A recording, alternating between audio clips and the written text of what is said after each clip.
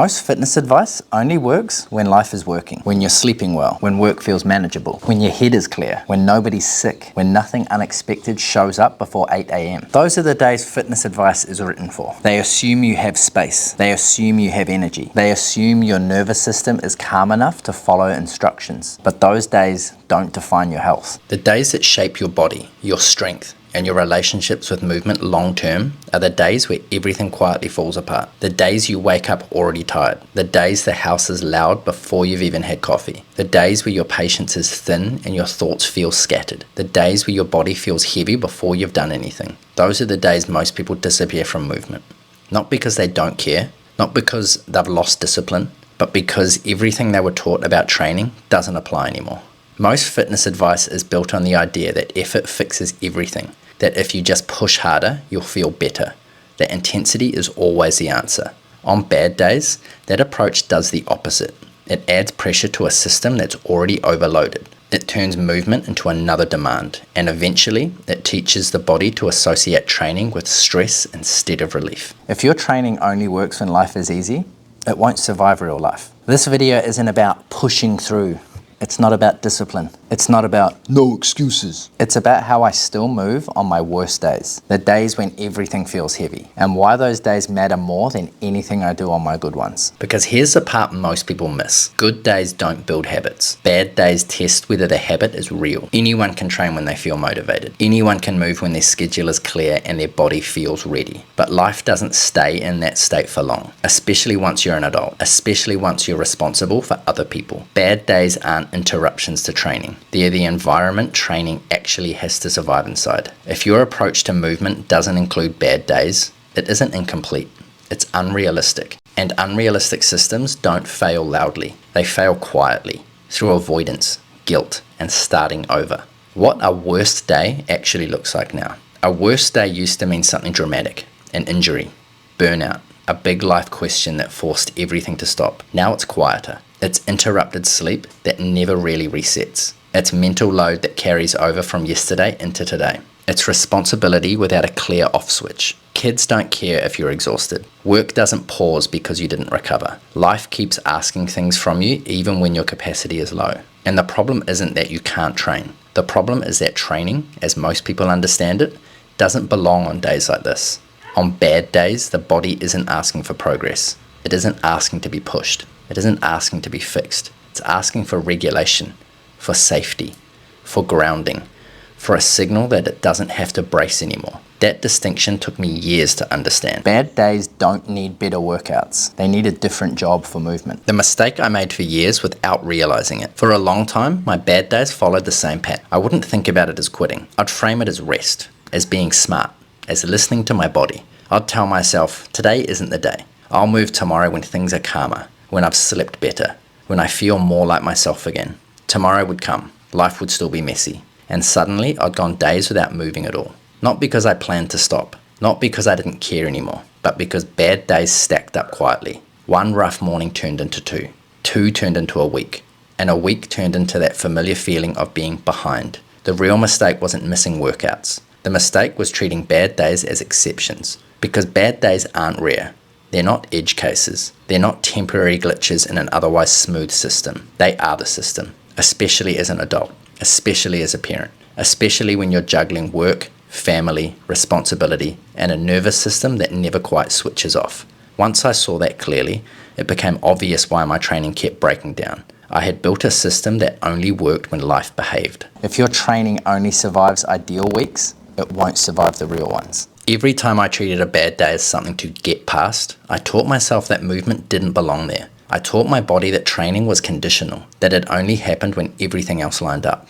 And over time, that created distance. Movement stopped feeling like something I could return to. It became something I had to restart. That cycle is exhausting. Not physically, emotionally. Because starting over always comes with pressure, expectations, the feeling that you need to make up for lost time, and bad days don't respond well to pressure. What finally changed things for me was realizing the bad days weren't breaking my routine. They were showing me that my routine didn't include reality. For years, I asked the same question over and over. How do I stay consistent? I looked for better plans, better schedules, more efficient routines, But consistency was never the real issue. The real issue was connection. On bad days, I wasn't disconnected from training. I was disconnected from my body. I was stuck in my head, judging myself, negotiating, deciding whether I deserved to move that day. I stopped asking how to stay consistent and started asking a different question. How do I stay connected to my body when everything feels heavy? That question doesn't lead you to programs. It leads you to awareness. It forces you to notice what your body is actually asking for. What kind of movement feels safe? What lowers pressure instead of adding to it? That shift alone changed the role movement played in my life. Movement stopped being a performance. It became communication. Bad days don't ask you to improve. They ask you to listen. Another hard truth I had to face was this. On bad days, most of my frustration wasn't about training. It was about control. Bad days strip control away. Sleep is broken. Plans fall apart. Other people's needs come first. And training had become one of those few places where I tried to reclaim control. So when it didn't go to plan either, it felt personal. But the body doesn't respond well to being controlled when it's already overwhelmed. It responds to safety. Once I stopped trying to use training to prove something to myself and started using it to calm my system, bad days stopped feeling like failures. They became information. This is the part most people skip because letting go of control feels like giving up, but it's actually how you stay in the game long enough for strength to build. Once I accepted that bad days were normal and that forcing intensity on those days only pushed me further away from movement, one simple rule emerged. It wasn't complex. It wasn't motivational. It wasn't impressive, but it worked. The rule is this: movement must make the day feel lighter, not heavier. That's it. If movement adds pressure, it doesn't belong on that day. If it feels like another demand, another thing I'm failing at, another standard I can't meet, I don't do that version of movement. Because on bad days, my body isn't asking for progress. It's asking for safety. It's asking for a signal that it doesn't have to brace anymore. This rule removed a huge amount of internal friction for me. I stopped negotiating with myself. I stopped asking whether I should train. I stopped trying to force a version of myself that wasn't available that day. Instead, I started meeting the body where it was. If movement feels like another obligation, it's doing the opposite of its job. This rule sounds simple, but it's the hardest one to live by because it means letting go of how training looks and paying attention to how it lands. What training actually looks like on bad days. On my worst days, I don't work out. I don't chase numbers. I don't chase fatigue. I don't chase progress. I exist in my body. That might mean hanging from a bar, not aggressively. Not for time, just long enough for my breath to slow down. Sometimes it's 10 seconds, sometimes it's a minute. The goal isn't grip strength. The goal is a nervous system shift. Hanging gives the body a clear signal. It decompresses, it creates space. On days where everything feels compressed, that space matters. Other days I get on the floor, not because it's a workout, but because the floor is grounding. I crawl slowly, not to burn anything. Not to activate anything, just to reconnect with weight, pressure, and movement. Crawling brings you back into the body without demanding performance.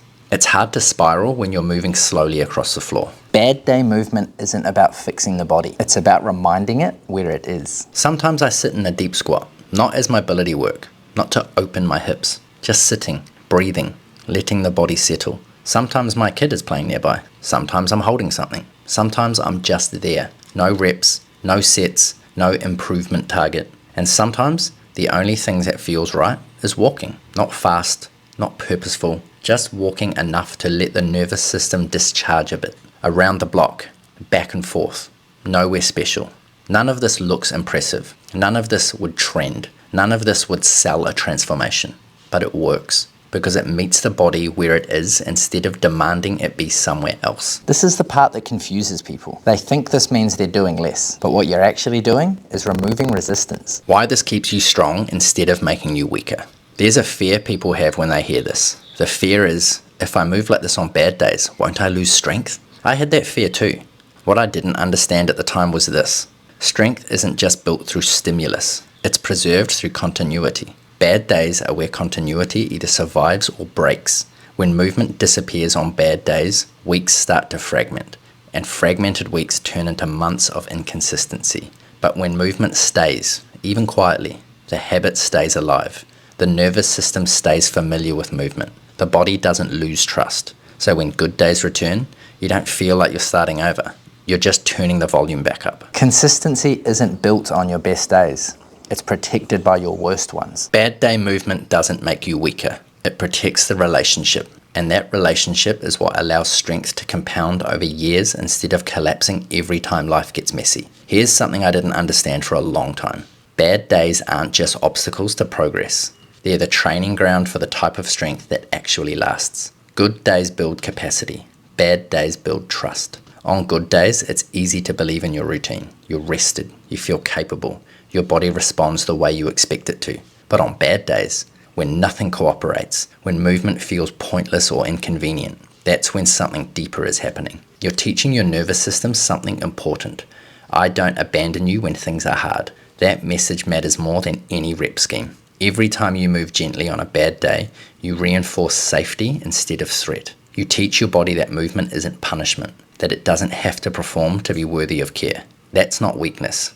That's resilience. Bad days aren't where you lose progress. They're where you decide what kind of relationship you have with your body. Most people never build this relationship because they only move when conditions are perfect. And perfect conditions are rare. The identity shift that changed everything. This is where the biggest shift happened for me. I stopped thinking of myself as someone who works out and started seeing myself as someone who returns to his body. That might sound subtle, but it changes everything. If you identify as somebody who works out, bad days feel like failure. If you identify as somebody who returns to his body, bad days become an invitation to soften instead of push, to listen instead of override, to stay instead of escape. This identity shift removed pressure I didn't even realize I was carrying. I wasn't trying to keep a streak alive. I wasn't trying to maintain a version of myself that no longer fit in my life. I was just practicing coming back, and that practice compounds quietly. Why this matters as a parent. As a parent, your kids are watching far more than you think. Not your workouts, not your discipline, not your numbers. They're watching how you treat yourself when you're tired. They're watching whether you push through at all costs, or whether you know how to slow down without collapsing. They're learning what bodies are for. If all they see is intensity, grind, self-override, they learn that care only comes after performance. But when they see you move gently on hard days, when they see you breathe, get on the floor, stretch, work, they learn something healthier. They learn that the body is a place they can return to, not a problem you have to fix. I don't train on bad days to set an example. I train so I don't pass stress down the line. This isn't about being a role model. It's about breaking cycles. What bad day movement protects you from? One of the biggest benefits of this approach is what doesn't happen anymore. I don't spiral as easily. I don't disconnect for days at a time. I don't build resentment towards movement. Bad day movement acts as a circuit breaker. It interrupts the pattern before it gets loud, before the story becomes, I've fallen off, I've lost it, I'll start again next week. That story is expensive. It costs time. It costs confidence. It costs momentum. Moving on bad days prevents that story from forming in the first place. The quiet discipline nobody talks about. This is the kind of discipline that doesn't get celebrated online. It's not dramatic. It doesn't look impressive. It doesn't translate well into clips, but it's real. The discipline to move without intensity, to stop early, to choose regulation over stimulation. Anyone can push when they're motivated. Very few people can choose softness without guilt. That's a skill. And like any skill, it has to be practiced. Bad days are where you practice it. A reminder if you're in it right now. If today feels heavy, if your body feels stiff, flat, or unresponsive, if the idea of training feels laughable, you're not broken. You're just human in a demanding season. You don't need to do more.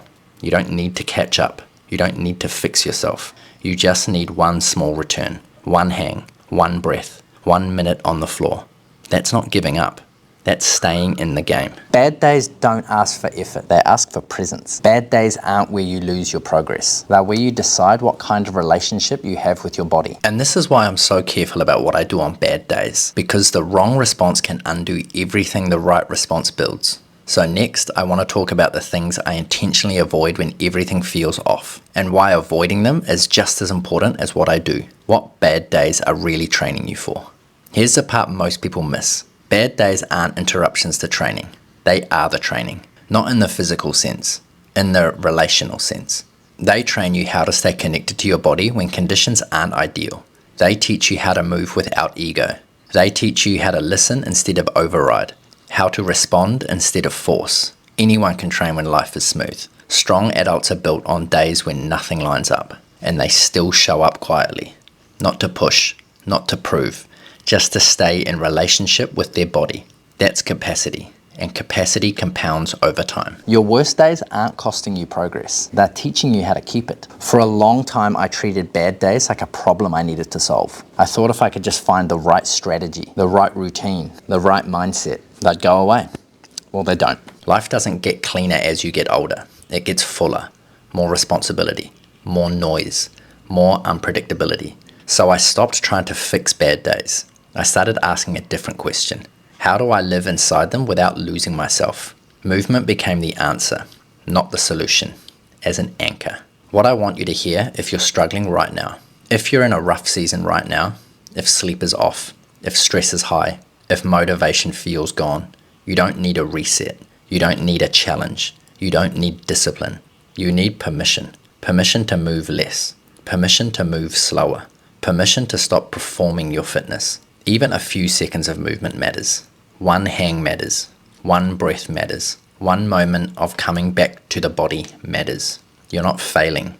You're adapting. And adaptation is what strong adults actually do. Everything I share in Grizzly Movement comes from this space. Not chasing motivation, not chasing intensity, not chasing perfect routines, but building strength that fits real life, especially for parents, especially for busy adults, especially for people who don't get ideal conditions. The reason I built the Skill Builders Guides wasn't to give people more workouts. It was to give them permission. Permission to train in short windows. Permission to train around kids. Permission to train on bad days without feeling like they were doing something wrong. They're simple on purpose. Flexible on purpose.